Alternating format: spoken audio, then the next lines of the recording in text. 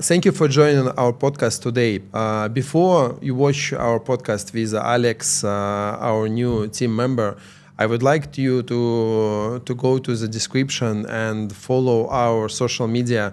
You will find our Instagram, you will find our homepage, and also you will have a WhatsApp button. You can press and ask any questions regarding this podcast or any property services.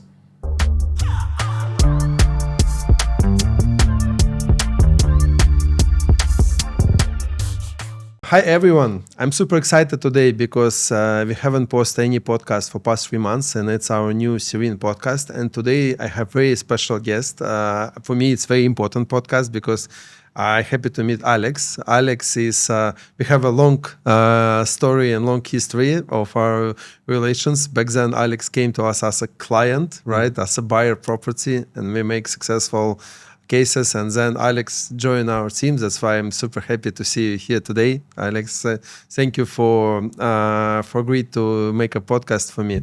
How are you doing today? I'm doing great. Thank you for having me. I'm very excited for my first podcast as well. And yeah, like you said, I think close to 7 years we know each other now. Yeah. So I think it's going to be an interesting discussion. Yeah, cool.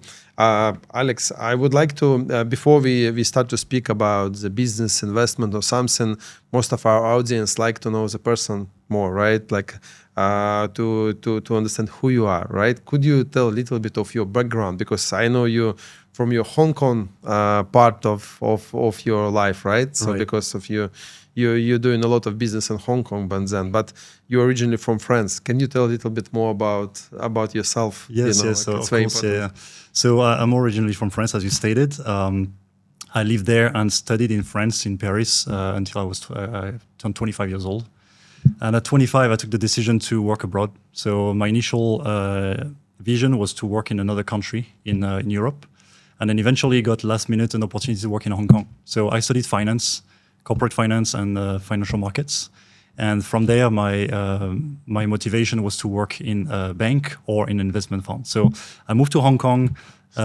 Sorry to interrupt. Is it Hong Kong? What was comparison between Hong Kong and what European countries you look for to move? So I was looking for the UK at the time, London, because London is a massive financial place. Capital of capital. Yeah. So it's like one of the main hubs, financial hubs in the world, right? You have New York, you have London. And then now, like more than ever in the recent years, the recent decade, I would say, Hong Kong and Singapore are really, really big now. There's more capital flowing into Asia. Yeah.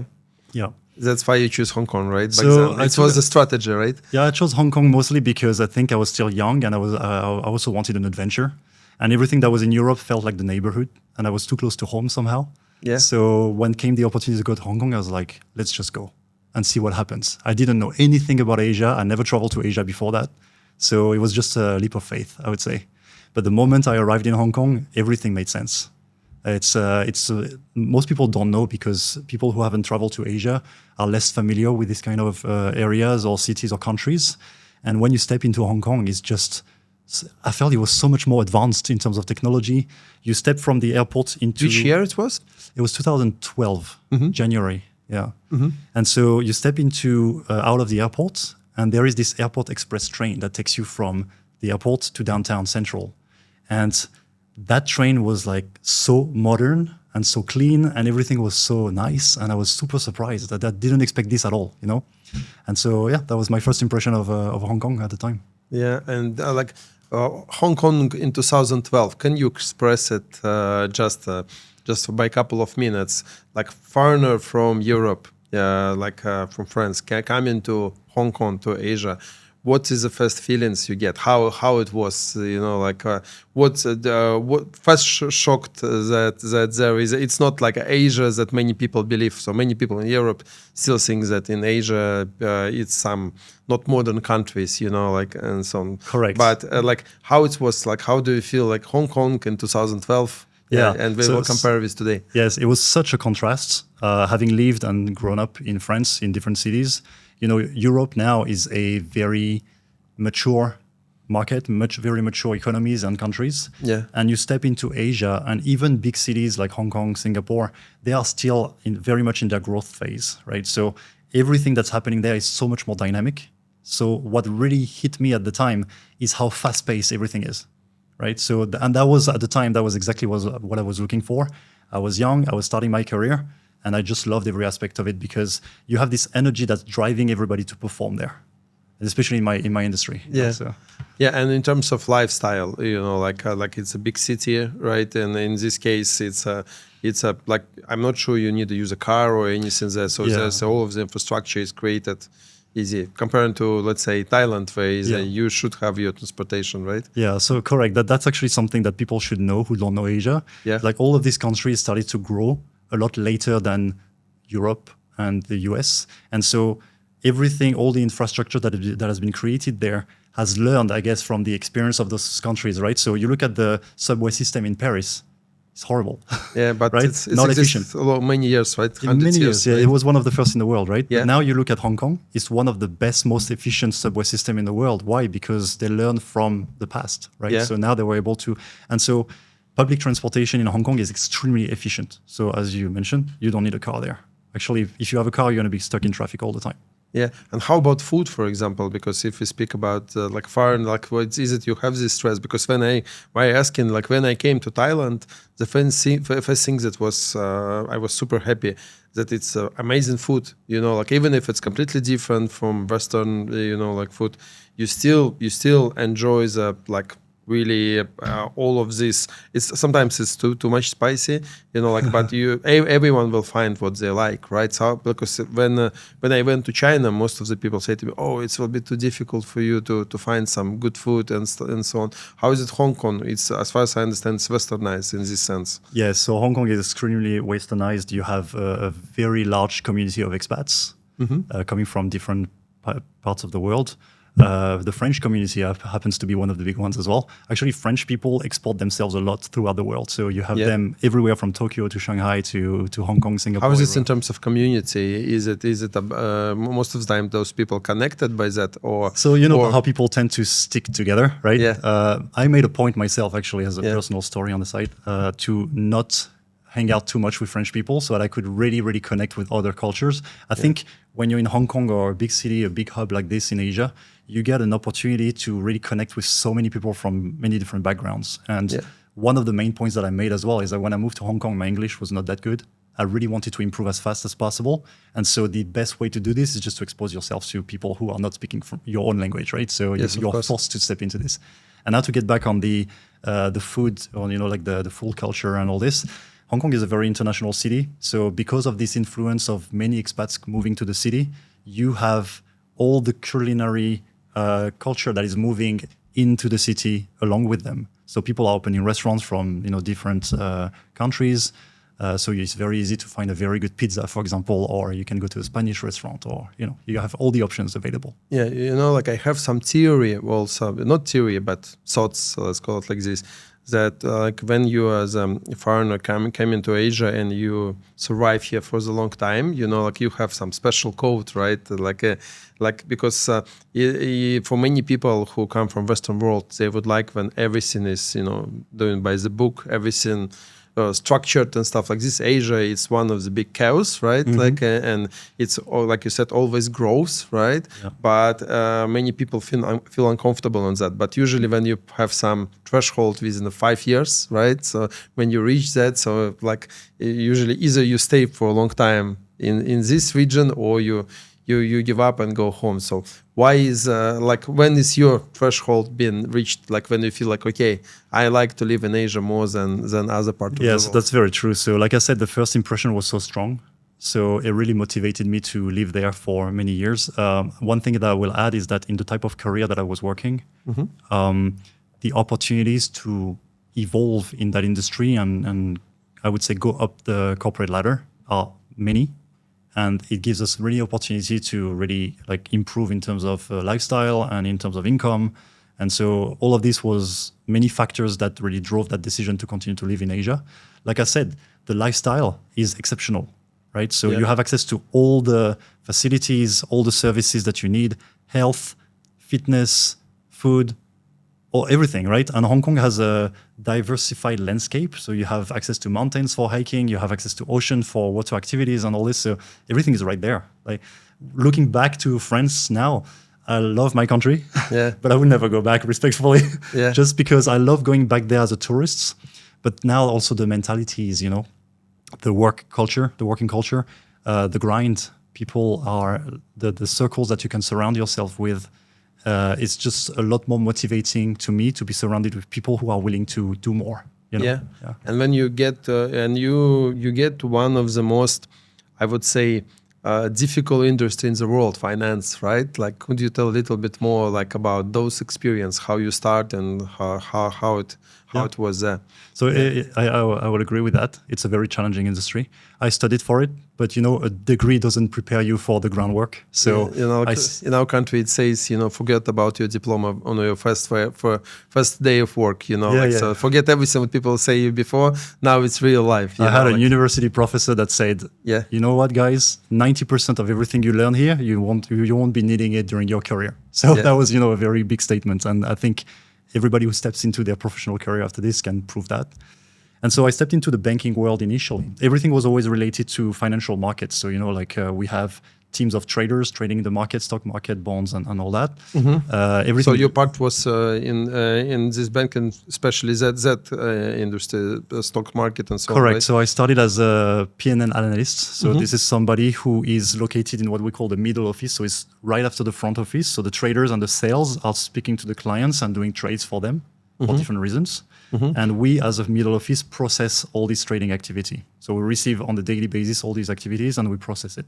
And so I was responsible initially to calculate the daily P&L, profit and loss, for those traders. Yeah, as far as I understand, I'm not professional in that, right? Like maybe it will be some stupid question, right? Sorry for that, and sorry for audience if there's the people watching us more. And so, as far as I understand, the trading in this sense, it's only about currency, right? Like it's a difference in the currencies, right? Or it's a trading for some stock market or whatever. It's what kind of transactions it was? Yeah, so it's everything related to what we call the listed market. When the market is called listed, it's a public market that you can open a brokerage account on your phone and trade stocks, bonds, currencies. Okay. So we have, for example, clients that would be very large institutional clients or corporate firms, and their need, because they operate internationally, would be to exchange currencies. And so maybe they operate in the US and they also operate in Asia, and they have to change some US dollars into Hong Kong dollars, for example, for their own operating necessities, right? So they would reach out to the trading desk and get the best price for this. Okay. Yeah. And we're talking large amounts, right? So. Oh, of course, it's mainly big companies. So, and you analyze it, right? Like analyze the transactions, and it's more mathematics. The skills that you need to get, it's more mathematical, right? Like to analyze it, right? Correct. So we have engines that are running with the whole mathematical systems that are coded into it, and our responsibility as an analyst is to take that data every day, check it, make it make sense, apply the valuation on each of the holdings for each of the portfolios, and then communicate that back to the trading team. Okay. And then they communicate with the customers, correct, right? With the buyers. Yeah. So that was the banking side of things. Yeah. But I also worked for 2 different hedge funds. And the hedge funds, for the audience, is probably a difficult concept. But essentially look at it as an entity that hires talents like traders and sales traders and money managers, portfolio managers, that are putting their knowledge together to try to establish and create trading strategies in the market that can outperform what the index could return for you. So I'll take a very simple example. If you invest in the S&P 500, which is the 500 biggest fortune company in the US, right? That's what most people who don't really have financial knowledge should be doing. It's very easy. You place your money on this index. It's very understandable, yeah, right? Yeah. But that company is trying to justify their fees and the service that they are offering their investors by saying that our strategy has the capacity to beat that return. So if the S&P that year returned 8%, well, as a hedge fund, you should be returning more than 8% to justify your fee, right? Okay, I got it. So, and then you start your position as an analysis, right? Like, and then how it's your career? Correct. So I started like everybody as a very junior role. So P&L analyst, and then I stepped up to be a trader assistant, closer to the desk. I was helping them to book their trades. Yeah. That was in one bank. And then after this, I moved to the banking side that sells services to funds. We call it the sell side in the industry. Yeah. And then the buy side is the funds themselves. Yeah. And so I stepped on the other side. That was suddenly a lot more interesting to me. Yeah. You are suddenly putting your hands in so many more parts of the operational process, right? So I stepped up eventually as an operations manager, and then eventually moved from to another few firms, and eventually made it at the very end of my career in finance to the head of operations for APAC, again in the sell side, and we were basically doing something that we call fund administration. Okay. We're selling services to hedge funds that are regulatory obligations for them to have. Okay, and like in this case, as far as I understand, it works 100% internationally. It's not like connected to Southeast Asia or Hong Kong, right? Correct, Like yeah. you work worldwide. Every right? firm that I worked at, we were global investors, so we were investing in all markets across the world. Okay, Yep. wow, that sounds good. It's very it's amazing experience because in my opinion, I'm in the real estate industry, you know, like, and it's a huge one of the most big core of the business. Of course, it's a finance, you know, like, and in this case, you know, like real estate all over the world is kind of like most conservative industry, like in terms of investment. And can you tell a little bit more like how you decide to invest in Thailand and why you decide? Of course, now you are here, you're living here, but before it was like, where was the first your decision to make sure that you want to invest here and you like this idea? Let's call it this. Yeah. So I'll start from the beginning of the thought process. And one thing, first of all, that allowed me to step into this world is obviously that my career was quite lucrative. So as I was stepping up into the roles that I was doing in the finance world, I was making more and more income. And that income, I was very disciplined, as I am in my life in general. You'll see it in the fitness side too. But in my personal finance, I'm really, really disciplined to save my money every month. Yeah. Okay. So I will live on what the minimum that I need. Yeah. But I save that money with the goal to invest it. Yeah. The goal is to make your money work for you. Okay. Yeah. So I initially in the early years started to dabble a little bit into the listed market because this is what I knew from my job. Yeah. But I quickly realized that the kind of volatility you experience in those markets is not something that I was really ready to deal with, at least on the long term. And so I pivoted eventually away from this. And I was looking for an investment instrument that I could invest in that would be providing two things. One is capital protection, and also an instrument that would gradually and even slowly, but increase over time, right? So have a gain. At that time, yeah, exactly. So at that time, I was discussing with some of my friends, and some of them were a bit more experienced and already had experience in investing in real estate in France. Yeah. We created this concept that comes from this book called Think and Grow Rich by Napoleon Hill. Okay. So the concept is called masterminds. The idea is that one brain or multiple brains together will produce a better output than one brain alone. Right? So instead of thinking about this by myself, surround yourself with people that are more experienced than you and are experts in this topic and get advice from them and share ideas. Yeah. So we would meet once a month and talk about what we were going to do or what we did in the past to really help each other from different perspectives. And one of my friends was very experienced in investing in France. So naturally, I was starting to look towards France to start. I quickly dropped that idea after I talked to a few agents and I understood the kind of ROI, return on investment, that you can generate in France is very limited. You got a high price. You speak more about touristic destinations or about downtowns, like big cities? So mostly cities, and what's driving the market in France mostly, if you don't look at Paris, but more like regional cities, it's the university cities. So where the students are going to study and book, rent apartments to stay there. And so what I quickly realized is, first of all, the regulatory environment in France is extremely difficult for owners. Yeah. It's really pro tenants. Yeah. Okay, so as the owner in France, you're going to have a lot of difficulties if anything happens during the tenancy of your apartment. Yeah.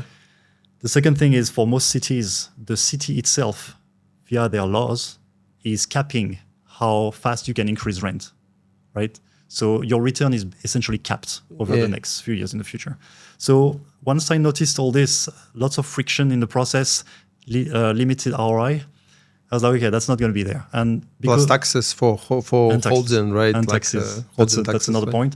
The one benefit I would say is, because I'm a French citizen, I would be able to mortgage in France to do that. But anyway, I honestly looked at it and I was not excited. Yeah.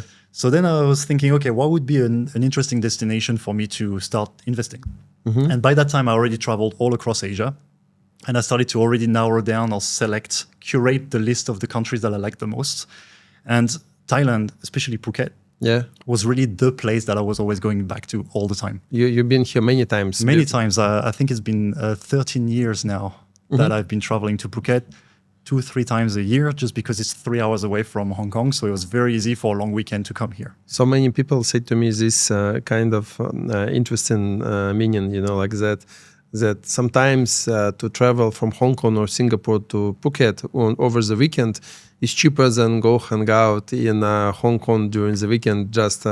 And here you will pay for flight, pay for hotel, and pay for everything what you want for weekend. And same money you will spend in the city just to go outside, Yes, and back in 2013 or 14, 13 was the first time I came, a return flight to Phuket from Hong Kong would cost around 1,000 Hong Kong dollars. Extremely cheap. Okay. Today it's probably around double this price, but it's still very, very affordable. But it's international price grow everywhere, It's inflation. And so naturally, I thought about the different destinations. I only had been one time to Bali at the time, so I didn't really think of it as a potential target. But then, so Phuket became a natural one. And I decided the next time I would go on holiday to Phuket, I would just book a longer holiday and use a few of those days purely to start looking at the market. It's very interesting because I went there without any expectations. I thought, okay, I'm just curious. I'm just going to gather information, maybe visit a few properties. And this is what I did. But as soon as I started to really get my head into this and visit a few properties, I started to really, really think, okay, this has a lot of potential. You look at the entry price. A lot of properties are very affordable here. New projects being developed, regularly across the islands. I obviously had my favorite area, which at the time was not that famous, Bang Tao, right? But was always the place because the first time I came to Phuket, it was a friend who I traveled with, and he was staying there all the time, so we decided to stay here. I just fell in love with the area very quickly. So I was thinking, okay, it's only natural. If I buy my first property, it's going to be in this area. And I quickly learned about Laguna. That was my first target at the time. It was a little bit above my budget at the time. So that's why I started to look at the outskirts of Laguna. And eventually, there are lots of properties around Bang Tao. And I doubled upon the first project that I eventually invested in.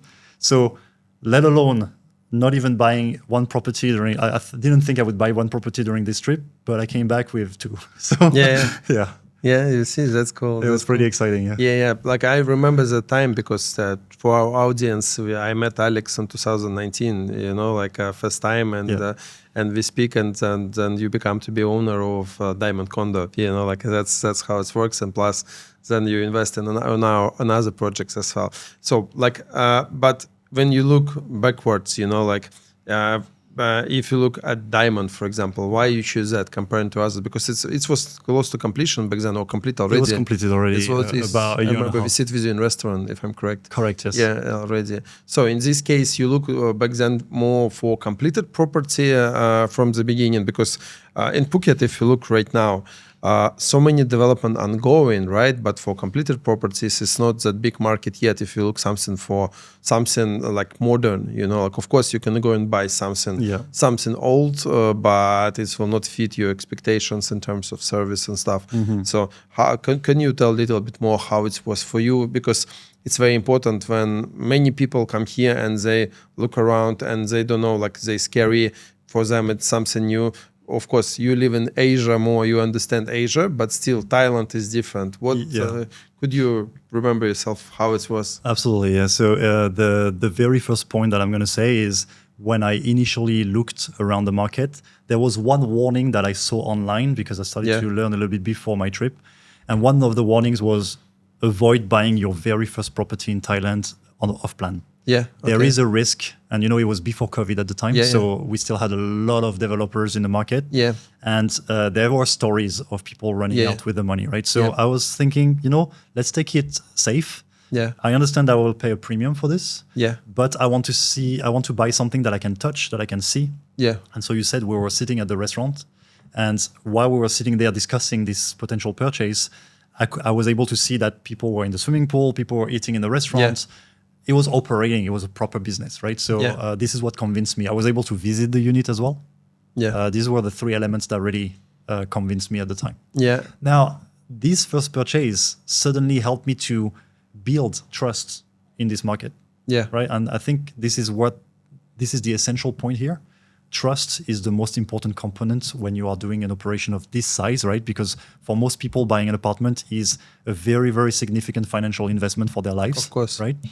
And so that was the factor that really helped me to better understand the Thailand market. I started to, of course, study the contract in more details, try to understand things better, and then that built the confidence for me to then start buying off-plan properties after this. And I never bought a completed project ever again after this. I only bought off-plan because I was able to learn more about the team, trust the team, and that's why I keep saying people around me, once you have done your first one, there is no reason to really look at other developers. You can just continue buying with the developer and their new projects. That's what I did. Now, with more knowledge, I'm able to also look at other potential wide, developments. Right? Yeah, exactly. Plus, you have investment in another country, right? Could you tell a little bit more, because as far as I understand, you invest in Indonesia as well, in Bali. And can you tell that story as well? Because it's interesting to compare, as far as you are here, I understand that you choose Thailand more for yourself. But can you tell how this experience, because now we speak about international buyer experience, multiple, for multi-countries. Can you tell a little bit more about that? Yeah, absolutely. So the reason that drove this willingness to invest in another country is that Thailand at the time, or even Phuket, was still very seasonal. And so the revenue I was generating were a little bit very high during high season, a little bit lower during the low season. Still nice income. But it meant that for a few months of the year, I would be making less. And so I was thinking, so now today, Phuket has really I wouldn't say stabilized, but a lot of people now are settling, right? So it means that rental are more stable. This is something that has been happening for the past 2 to 3 years now.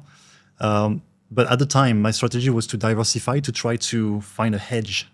From a financial standpoint, as someone who's been working in finance, we always hedge our risk. Of course. Right? So that was the motivation for this, and so I was thinking, okay, let's find another tropical place where there's a lot of tourism going to, and that would be hedging this strategy. And so Bali suddenly became the natural choice. Why? The main factor for me was just the high season, low season of Bali is exactly the opposite of Phuket. So I was like, okay, this is the perfect hedge, which means low season in Phuket, I'm going to make more money in Bali, and vice versa, right? So that was just a natural choice. Now, if I had to recommend one place, right? The reason I'm here, and I didn't choose Bali, is for one simple reason: the ownership style that is allowed by law in these two countries. I would say Phuket now, today, is a lot more advanced in terms of its regulation and law. The Condominium Act of 1979, right, authorizes foreigners to own properties, condominiums, entirely freehold, 100% under the name, within a 49% quota of an entire condominium building. This provides a lot of security to foreign investors who are unfamiliar with Asia. Now you tell them, oh, I can own something exactly the same way I own it in my country. That provides more safety or security in their mind, right? Bali doesn't have this. Indonesia is still behind. It only allows for leasehold, right? So leasehold, when it's structured like in Thailand, very safe. But when it's structured like in Indonesia, which is still, I would say, 15, 20 years behind, it's a little bit less safe probably in people's mind when they want to invest in Indonesia. So to me, working in the real estate industry now, having transited from finance to real estate, I feel like it provides so much more safety and security in people's mind when they want to invest their hard-earned money into an asset that is going to sustain their lifestyle in the future. I see. Right? I see. And of course, many people compare those two markets. For me, it's completely different in terms of product even, right? Like in Bali, you mainly invest in either in small apartments or villas, right? Or some hotels, as far as I understand. Here in Thailand, have too wide product lane, right? You can invest in the condo, you can invest in the villa, you can invest in townhouse. Yes. You can buy a commercial property. Even right now, it's getting a new trends, and I still believe that it will be the top investment market. Of course, residential market, because this investment market is not created yet properly, right? Yes. That's why, and of course, it's good. So now you have an international portfolio of investments. And why you decide to come to live here in Phuket, and from your Hong Kong career, like you feel yourself like you're already wealthy retirement, right? Or you want to have some kind of more lifestyle to get in here in Phuket and make better quality of living and so on? It's a little bit of both. After 15 years in the financial industry, there was something that started to talk to me inside that was becoming a lot stronger. Yeah. And it's simply that I needed more freedom and more flexibility in my life. You realize at one point when you reach a certain age that, we only have one shot at this. And I couldn't see myself being locked in an office 9 to 7 p.m. every day for the rest of my life, Yeah. So having experienced what Southeast Asian countries, but also like Phuket specifically, has to offer, that was something that's always been in the back of my mind. And I was thinking, okay, Alex, one day, once you have accumulated enough of those properties and like put yourself secure financially, you will have to make that move. Because now, at one point, initially money is the only driver, but at one point, money becomes less important than lifestyle. Yeah. Right? Or at least reaches about the same level of importance in my life. So when these two factors became sort of equal, I thought to myself, okay, that's it. I don't want to work for in this kind of career anymore. This is taking too much freedom away. So yes, the paycheck is nice, but that's not all of it. Okay? So the mental health that this provides, the lifestyle, the more laid back lifestyle, to me, that's everything now. And I've been only here 5 weeks. Everything has changed. I'm happy now, So, you looks really happy. You looks really happy. And if you speak about similar profile as you, right? So many foreigners, like I speak about foreigners mainly, right? Live in Hong Kong or big cities, right? And lifestyle is a struggle, right? Like so they want to get more happiness. Let's call it like this. What I see, we have so many clients and relations around with the people who is, let's say, father work in Hong Kong, good check, let's say, paycheck and everything, but family stay in Phuket and private pool villa, and father travel here every weekend or twice a month or something like this. Do you think this is a big market, right? Like it's a big idea for many people to do it this way, right? Because as I believe, it's better to live on the island, right? Yeah. Okay. So that's a good point. This is something that I always sort of like live by as a principle: is make your money in some like a first world economy, and then spend it in a cheaper country. So suddenly your buying power expands, right? But then eventually I also realized that that was probably true still like 10, 15 years ago. But now things have changed. And now you can live in Phuket and actually work in industries that also provide very good income. Similar to what I was making back in Hong Kong. But going back to the foreigners or the expats, right, in Hong Kong, I think this is exactly what I advise people around me. I also coach a little bit some of my close friends, in my close circles back in Hong Kong about personal finance. I've always been someone who's very close to managing my own money efficiently with discipline and all this. And a lot of people, I realize, in those careers in Hong Kong, even in finance, tend to save their money away, but still don't have that idea or how to spend it, right? Yeah, exactly. Where to invest it. Right?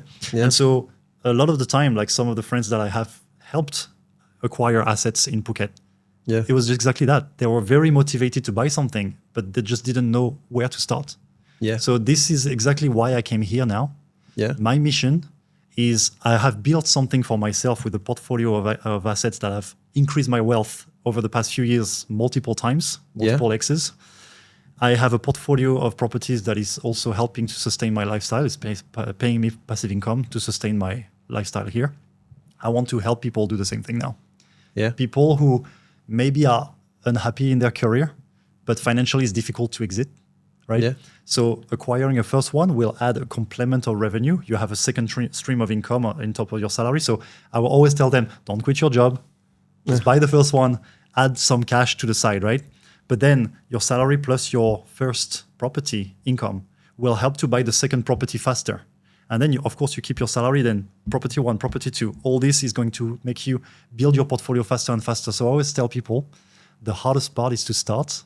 And the first few years is where you need to lock in on your discipline and stick to the plan. If you can hold 5 years, you're done.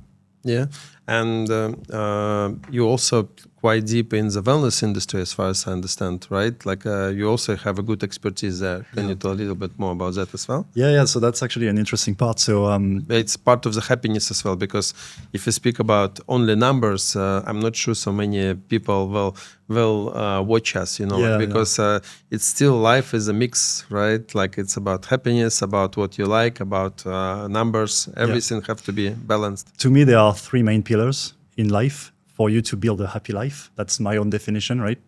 You have health.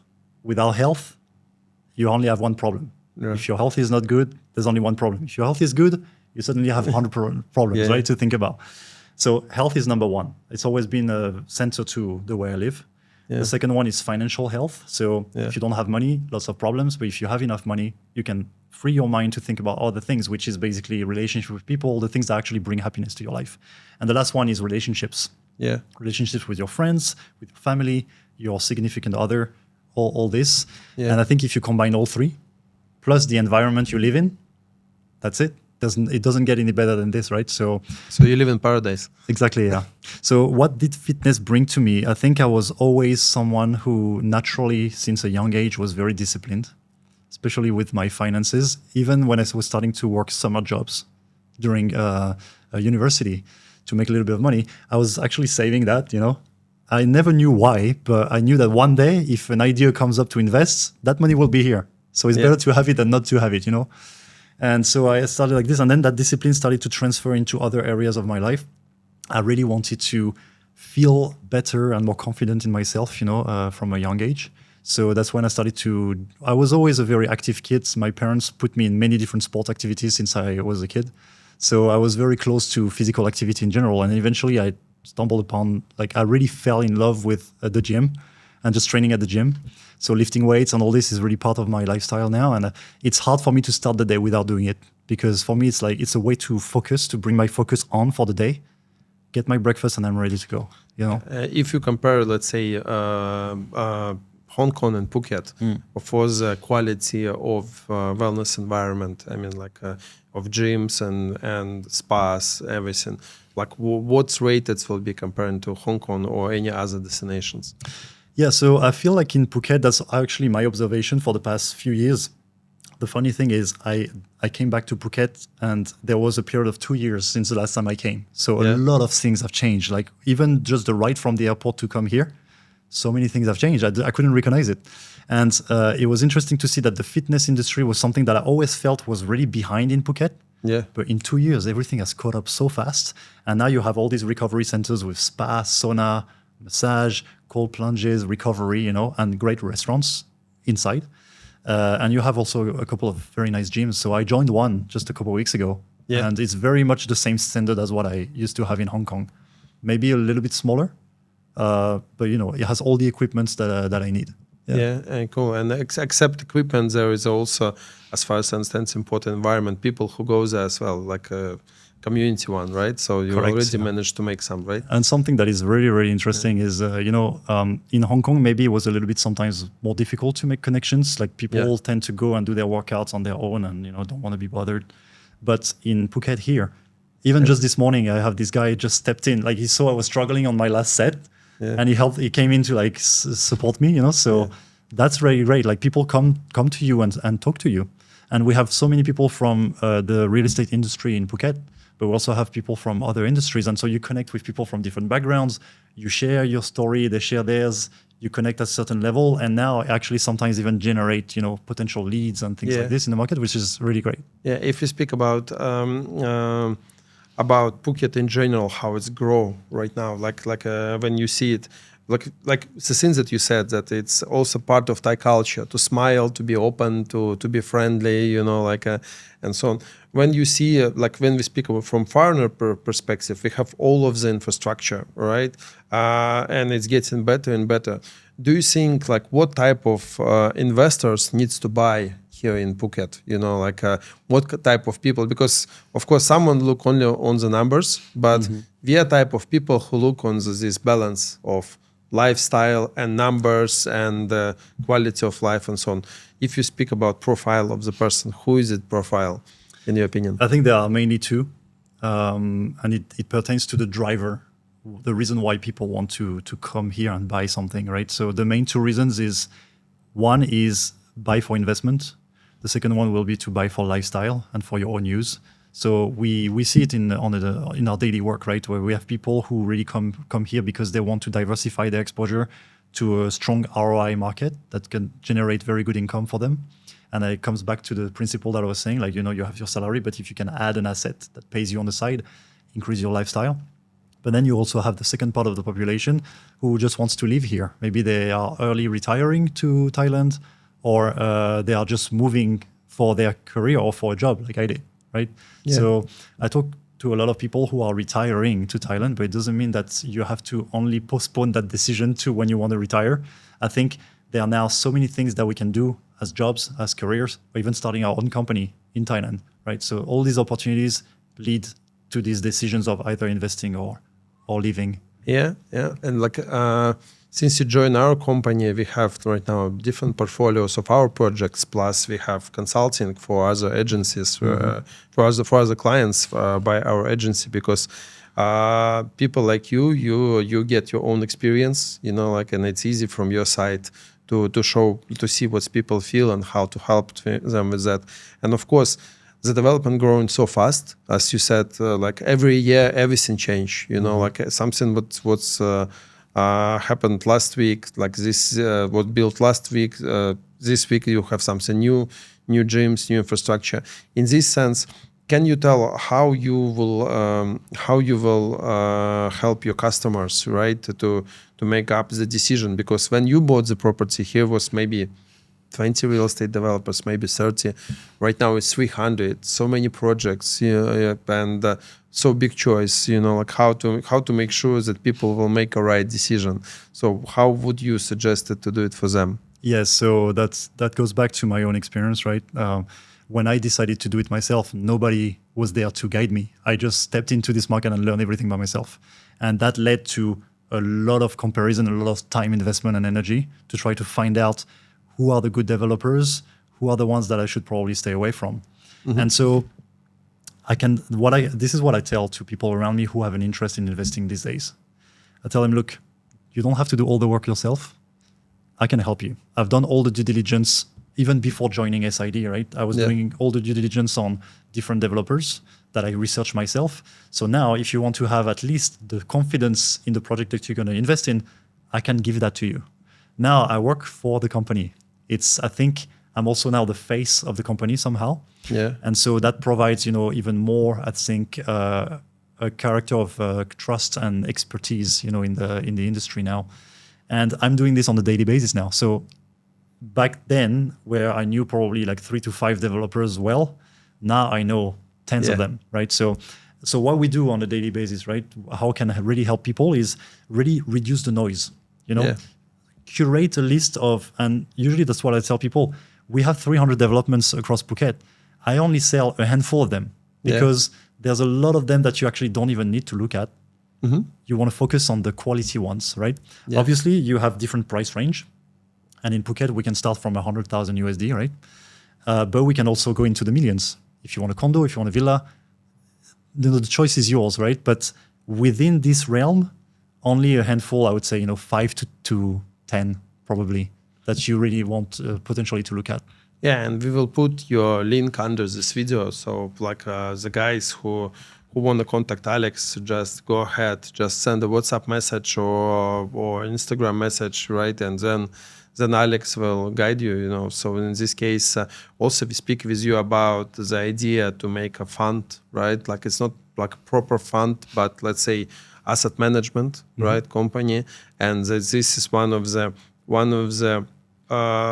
growth of Phuket market, because before everything was just on the startup stage. Today, after most of the difficulties with the developments, like, because we have really big expertise in the construction, project planning, like government relations, so we can do really good due diligence on any projects, right? Yeah. And in this case, if you're interested to join some pool of investors, just send Alex message, and we can organize this kind of asset management for you and provide different services, except only like one of the issues happened in Phuket, that sometimes people just sell and then after that they disappear, right? So for us, we have the consulting on the purchase, we have concierge service afterwards, and of course we have all of the system where we can show you all of the details that Alex mentioned. That's why if you're watching this video and you're curious about this, you want to join one of our pools, just send us a message. Yeah. That's would be, I think it's also a good start of getting something new as well, right? So, Alex, what do you think about Phuket future? Let's speak right now, not about what happened right now. Let's speak about how do you see Phuket in next, let's say, 2035. Like next less than 10 years. Like how do you see where Phuket will be, our beautiful place? Yes. So I think we can really sort of anticipate what the trajectory of the development of Phuket is going to be over the next, let's say, 10 years from what has happened recently. We really see a clear direction now in terms of where the island is going, in terms of its economy and development. And one of the things that we already know, right? So we have these different hubs throughout the island that are attracting different types of people, tourists, Audience, Yeah. So there are areas that are sometimes better for residency, people who want some areas that are more quiet. We have areas that are very dynamic for tourism and generate a much higher return for the properties for investments, for example. And you have all the infrastructure that already exists today, but are going to also continue to be built in the future. And by this, I mean, we have, I think, about 13 international schools, right? So we have a lot of families now settling on the island. They can actually have a large choice of schools to place their kids at, which is really great in terms of education service. We have multiple international hospitals that are already implemented and operational, and we have a few more coming up. We have an expansion of the airport in the north of Phuket that is currently ongoing, right, to cater for the anticipated additional number of tourists that are going to keep growing until 2030, 32. And in addition to this, because now we're actually starting to see the limitation of the airports in Phuket, right?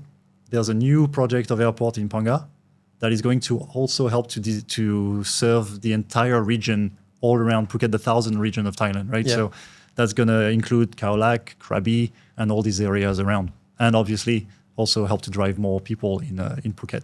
Yeah, so I believe that if we look to this future, where you see yourself there, like how where you want to be, let's say, express yourself in that time, like you're already a wealthy retirement person, or you doing this business, or what is where you see yourself, because it's important point. It's funny because a few years ago I thought that a part of happiness would be to just retire and live from my properties.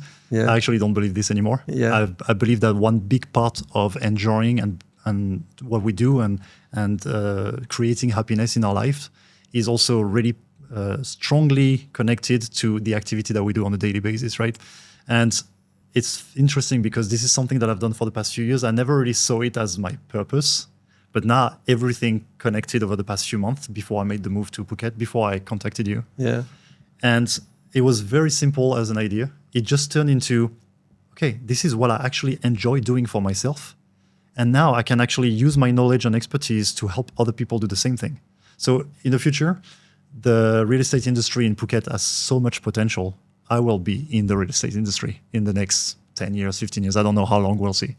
I'm very excited about doing this. What I like the most right now is actually talking to people understanding their goals, and finding the best, investment plan for them to match their goals. So this is what I'm going to be doing. Awesome. Yeah. I think it's a great point to finish our podcast, because I was really enjoyed, and thank you so much. And I'm pretty sure that so many people will contact you after that for asking for advice. And I wish you good luck, Alex. Thank you so much. Thank you so much. Thank you. Yeah. Thank you for watching our podcast today. Feel free to leave the comment and like and subscribe to our channel. Also, you will find in the descriptions all of our details. And if you are interested to have a consultation for property purchase in Phuket, feel free to contact Alex or our team below. Yeah, good luck.